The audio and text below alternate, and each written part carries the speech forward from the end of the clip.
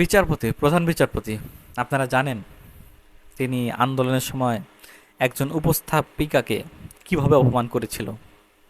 কিন্তু আল্লাহর কি নির্মম পরিহাস, আজ তিনি কারাগারে।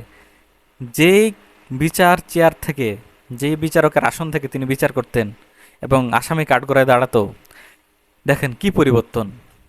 আল্লাহ চাইলে কি না পারে।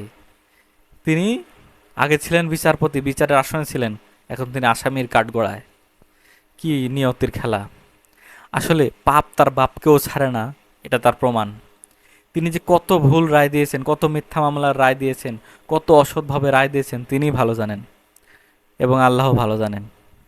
তার বিচার এখন তো হচ্ছে, জানি না মরণের পরে কি বিচার তার হবে।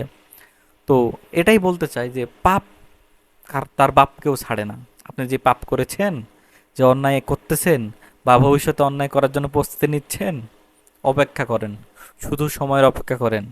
আল্লাহ মাজলুমের চূড়ান্ত পর্যায়ে গিয়েই তার শাস্তি প্রদান করেন অত্যাচারীদেরকে। যখন মাজলুম চূড়ান্ত পরিণতিতে ভোগ করে, চূড়ান্ত পরিণত অবস্থায় চলে যায়, তখনই আল্লাহর হুকুম থেকে আল্লাহ বিচারের নির্দেশ দিয়ে দেন। তো আপনি যারা অন্যায় করে লুট করে খাচ্ছেন বা খাওয়ার পরিকল্পনা করছেন, বা এখনও যেই দল ক্ষমতায় আসবেন যারা চিন্তা ভাবনা করছেন, যেই পরিণতি আজ বিচারপতির হয়েছে না, ঠিক সেই পরিণতি আপনার হতে পারে।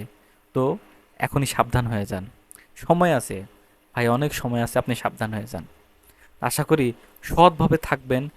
হ্যাঁ, আপনারা আপনাদের উপার্জন করবেন, কিন্তু মাজলুমের বা অত্যাচারী, স্বৈরাচারী এত হবেন না যে শেষ পর্যন্ত আপনার এই পরিণতির ভোগ করতে হয়। আমি বলতেছি না যে আপনারা উপার্জন করবেন মানে এই না দুর্নীতি করবেন। আপনারা দুর্নীতি করবেন না, উপার্জন করুন, আপনাদের হক হালালভাবে ইনকাম করুন, টেন্ডার চাঁদাবাজি করুন না, আপনি ভালো থাকবেন। দেখবেন অনেক নেতা আছে, অনেক শিক্ষক আছে যারা আন্দোলনের সময়, তার আন্দোলনের পরেও তাদের গায়ে কোনো হাত ওঠেনি বা তাদের পরিবারে কোনো আঘাত আনেনি। তার মানে কি? তারা সৎ ছিল। তো আপনিও সৎ হয়ে যান, সময় আছে, ভালো হয়ে যান। আসসালামু আলাইকুম।